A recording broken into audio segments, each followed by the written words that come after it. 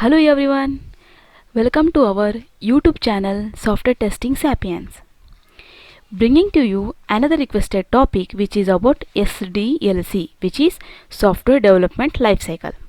So before we get into this video, please hit the subscribe button below, and we want to reach out to every students, job seekers, employees who needs our help, and you could be one for helping us to do that. Let's start with our video. Today we are going to see what is SDLC, when does SDLC starts, why we follow SDLC, stages of SDLC, types of SDLC and limitation of SDLC. So let's see. What is SDLC? SDLC is a step-by-step procedure or standard procedure to develop a new software. SDLC stands for Software Development Lifecycle. When does SDLC starts? When a person or a company, when they want to start a new project, they should follow SDLC. Why we follow SDLC? If we don't follow SDLC, then chances are there we will not get to know how many engineers are required to work on the project. We will not get to know how much cost to be invested on the project. There will be no supporting requirement documents. Chances are there we might delay in releasing software to the customer.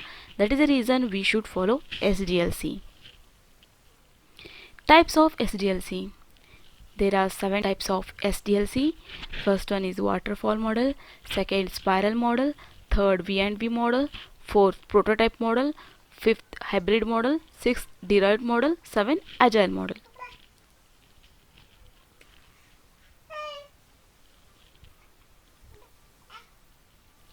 So what is waterfall model? Waterfall model is a step-by-step procedure or standard procedure to develop a new software. Waterfall model is a basic model or traditional model or sequential model. Second, spiral model. Spiral model is an incremental model or iterative model. Spiral model is a step-by-step procedure or standard procedure to develop a new software. In order to overcome drawbacks of waterfall model, we go for spiral model.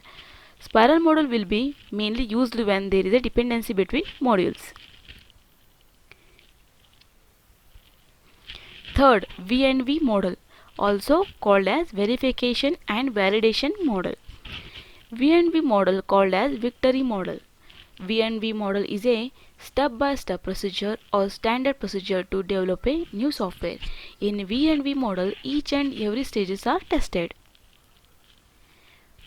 Fourth one is a prototype model. It is a dummy model which is prepared by web designers or content developers, wherein they convert text format into image format by using web HTML, Paint software, Adobe Photoshop or Picasa. Fifth is derived model. Here we take a basic model, single model, and change it according to the business requirements and company standards, called as derived model or customized model. Sixth one is hybrid model. The process of combining or merging more than one model into a single model is called as hybrid model. Seventh is agile model. Agile model is an updated version of spiral model.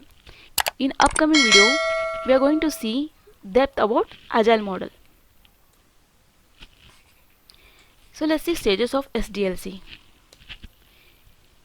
There are 7 stages here. The first one will be requirement collection. The first one is requirement collection stage. In this stage, it is nothing but a collection of requirement from customer place. It is done by business analyst or product analyst. BA will go to customer place, collect the requirement in business language, come back to company, convert it into software language and explain to developers, test engineers, project manager, architects, etc. This process is called as requirement collection. BA will act like a bridge between customers and developers. Next is feasibility study. Once after requirement collection is completed, then we go for feasibility study. It is done by a team which consists of project manager, business analyst, architects, finance team and HR team. Okay, so what we will do in this meeting? This is the stage where company will decide to take up the project or not. If they take up the project, company will check whether they have sufficient resources like developers and test engineers, whether they have sufficient technologies, whether they have sufficient lab staffs. This is the stage where company get to know if they take up the project, do they get profit or not. Now we will see role of project manager here. Project manager will interact with architecture, BA, finance team and HR team. Gather all the information and PM will decide to take up the project or not. The role of architecture is architecture will always think from technical point of view and he will check technically it is possible to implement the project or not and which technology should be used to develop a project. This will be decided by architecture. Next, the role of business analyst is BA will do requirement collection, means BA will go to customer place, collect the requirement in business language and convert it into software language and explain to developer, test engineer, product manager, architecture. Next, the role of finance team is finance team will think from investment point of view. They will see what is the operational cost required to work on the project and if they invest money, do they get profit or not. And the third, the role of HR team is HR team will always think from resource point of view. They will see how many experienced engineers and freshers should be hired to work on the project.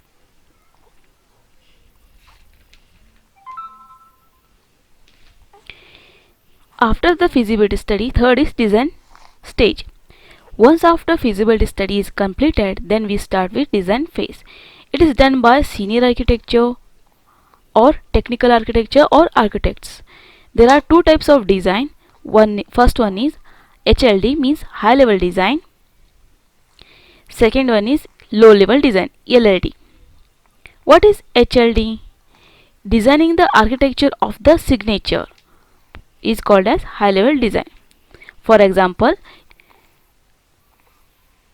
if you take an application, then designing the main modules of an application is called as high level design. And LLD, which is low level design. If you take an application, then designing each and every modules in detail is called as low level design. Fourth stage is coding. Once after design is completed, by looking into the low level design and requirement, senior developer, junior developer and fresher will start to write the code. The next stage is testing stage. Once after coding is completed, developer will give software to test engineer, wherein senior test engineer, junior test engineer and fresher will start to test the application by entering all possible inputs in order to find the defects in the software is called as testing. After this stage, we'll go for implementation stage. Once after testing is completed, then software will be installed in the customer place. IT engineer or installation engineer or field engineer or site engineer will go to customer place and set up the environment and install the software so that customer can use the software and run the business. After this, we will go for maintenance stage. Once after installation is completed, then the next stage is maintenance phase.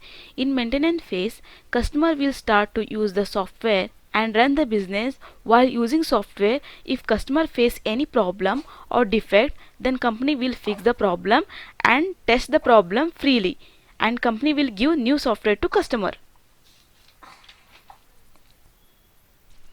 This will be done for a period of 6 months to 1 year depending upon agreement between company and customer, and the period is called as maintenance period. After maintenance period is completed, if customer face any problem or if customer wants to do any changes, adding, deleting, modifying feature, then customer should pay for the company. Maintenance will be done by some set of developers and test engineers. So this is about stages of SDLC. So let's see the next one. Limitations of SDLC. It is difficult to estimate the actual cost of the entire project. It may lead to an increase in the cost of software development, especially if the customer requirements are not understood properly. It consists of specific requirements and phases that need to be completed, which increase the time taken in software development. Sometimes the input of users may be limited. The execution of SDLC phases depends on factors such as customer requirements and the availability of funds. So hope you did like this video. Please do like, hit the like button, comment, share with us, and what are more videos you would like to see, any queries that you have, how did you like this video, and how we are doing as a channel. Subscribe to our channel because you need to be part of this growing software testing community. Help share this video with all the students, job seekers, employees. Thank you so much for watching Software Testing Sapiens. We will be back with more videos. To get the future video updates, hit the bell icon. Thank you.